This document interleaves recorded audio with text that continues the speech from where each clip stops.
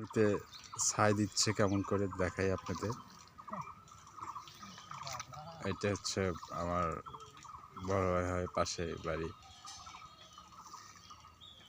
ভাই অনেক পরিশ্রম করে, অনেক কষ্ট করে, কাজ এগুলা কৃষিকাজ অনেক সুন্দরভাবে করে। আমি নিজে এসে দেখি তার কাজগুলা মাঝে মাঝে এসে। আর এখন দিচ্ছে জমিতে হচ্ছে ছাই, এটা হচ্ছে জৈব সারও বলে। ছাই দেয় হচ্ছে কারণ হচ্ছে পোকা জমিতে না থাকে এবং ধানগুলা যেন শক্তি দেয়, ধানের গাছগুলা।